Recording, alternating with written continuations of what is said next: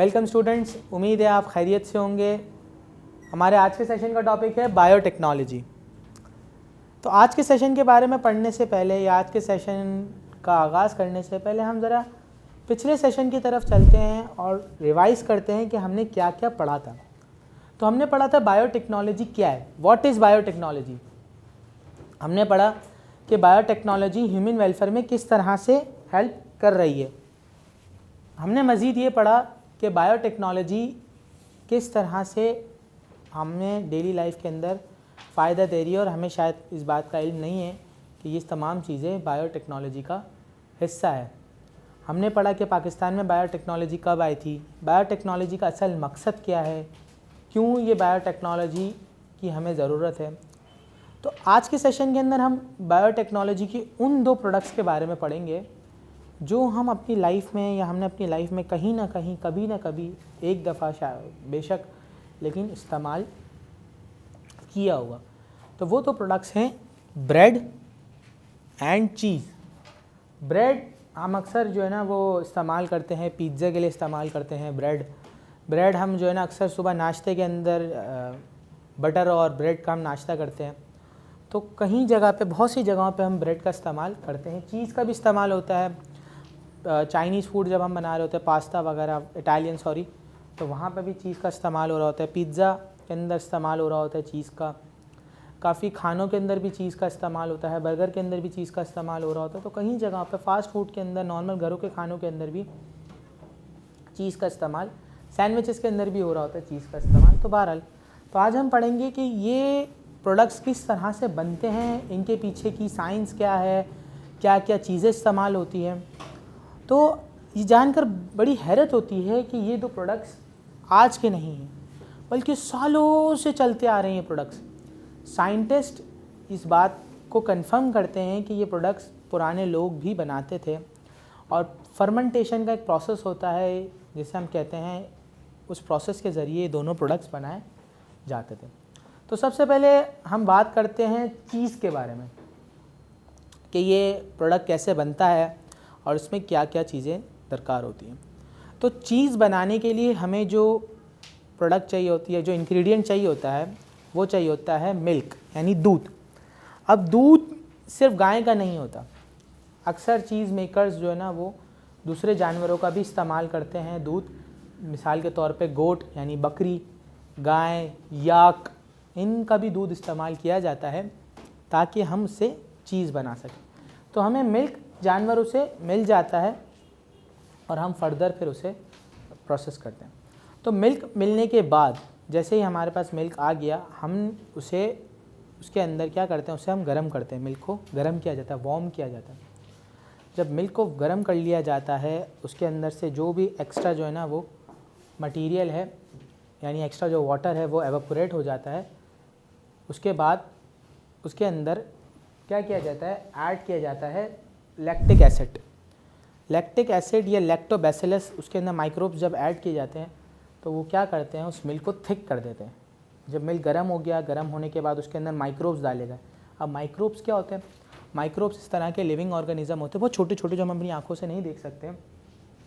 कुछ फ़ायदेमंद भी होते हैं, कुछ नुकसानदेह भी होते हैं। तो माइक्रोब्स की अगर हम बात कर रहे हैं तो जो फ़ायदेमंद माइक्रोब्स होते हैं वो इसमें ऐड किए जाते हैं। उनके नाम हम आगे देखेंगे। लैक्टोबैसिलस का नाम, उसका नाम लैक्टोबैसिलस है, तो वो ऐड किया जाता है।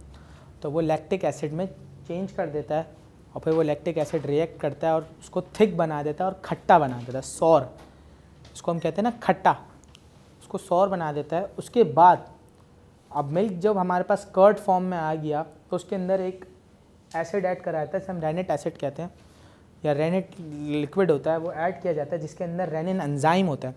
अब ये रेनिन लिक्विड क्या है और ये रेनिन एंजाइम क्या है। तो रेनिन एक तरह का लिक्विड है जो मिल्क के अंदर जब वो कर्ड में चेंज हो जाता है, सॉल्ट के साथ ऐड किया जाता है। इसके अंदर एंजाइम होता है। इस एंजाइम का मकसद होता है कि इसकी फर्मेंटेशन को, यानी सौर मिल्क को, यानी कर्ड को, इस थिक मिल्क को चेंज करना चीज़ के अंदर। तो ये प्रोसेस को फास्ट कर देता है, एंजाइम का काम होता है। एंजाइम को हम कैटलिस्ट भी कहते हैं, जो रिएक्शन को तेज़ कर देते हैं। यानी एक नॉर्मल सा रिएक्शन जितना वक्त लेता है, एंजाइम की बदौलत वो तेज़ हो जाता है। अच्छा, रेनेट आ गया, रेनिन एंजाइम आ गए, फिर उसके बाद उसके अंदर नमक को छिड़क के कुछ वक्त के लिए छोड़ दिया जाता है ताकि उसके अंदर से तमाम एक्स्ट्रा चीज़ें एवापोरेट हो जाएं और वो फर्मेंट होकर चीज़ के अंदर कन्वर्ट हो जाए और हम मज़े से उसे बाद में खा सकें। तो दोबारा से एक दफ़ा अच्छे से प्रोसेस देख लेते हैं।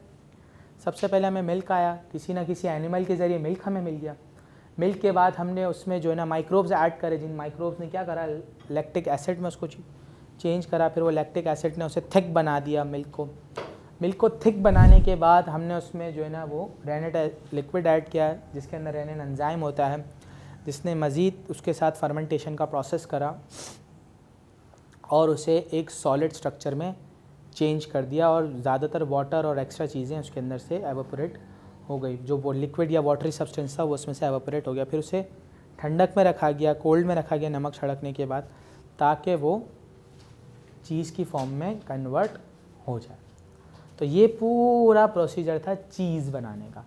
अब हम चलते हैं नेक्स्ट प्रोसेस की तरफ या नेक्स्ट प्रोडक्ट की तरफ, जो है ब्रेड। तो ब्रेड नॉर्मली जब हमारे घर में रोटी बनती है बिल्कुल इसी तरह से ब्रेड भी बनाई जाती है। ब्रेड बनाने के लिए हमें जो दरकार होता है वो आटा और पानी से पहले उसका डो बनाया जाता है, फिर उसे गूंदा जाता है अच्छे से। जब गूंद के उसका डो तैयार हो जाता है तो उसके अंदर दो किस्म के माइक्रोब्स ऐड करे जाते हैं। या तो हम करेंगे सिंगल सेल फंगस या तो हम ऐड करेंगे ईस्ट। ये दो चीज़ों में से एक चीज़ ऐड करी जाती है। अब इसको ऐड करने का मकसद क्या होता है? जब हम ब्रेड को या रोटी को हाथ लगाते हैं तो वो देखना स्पॉन्जी स्ट्रक्चर होता है, बड़ा स्पंज होता है ना, जैसे बड़ा नरम होता है, मुलायम होता है, सॉफ्ट होता है। और जब हम उसको खा रहे होते हैं तो वो खाने के काबिल होता है। तो वो जो स्ट्रक्चर या स्पॉन्जी आपको स्ट्रक्चर मिल रहा होता है या जो फील आ रहा होता है वो इन ईस्ट और फंगस की बदौलत होता है। होता क्या है कि जब हम उस आटे के अंदर ये दोनों चीज़ें डालते हैं तो ये रेस्पायरेशन करते हैं।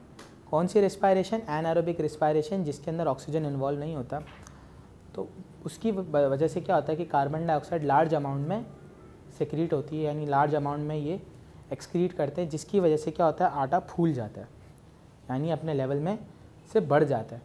अब फूलने की वजह से क्या आता है कि स्पॉन्जी जो फील आ रहा होता है वो फूलने की वजह से आ रहा होता है। अगर हम ईस्ट ऐड नहीं करें ब्रेड तो बनेगी फिर भी, लेकिन वो जो स्पॉन्जी हमें फील आ रहा होता है या जो वो ब्रेड फूल रही होती है, राइज हो रही होती है, वो नहीं हो पाई।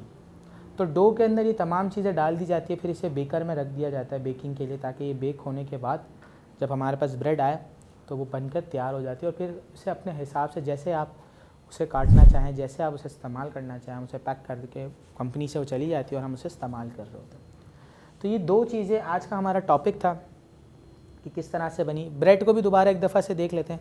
सबसे पहले डो बनता है, डो के बाद इसके अंदर जो है ना नमक वगैरह ऐड करके फिर इसमें दोनों में से एक माइक्रोब्स ऐड किया जाता है ताकि ये राइज हो जाए, यानी फूल जाए। इसके बाद इसको बेकर में रखा जाता है।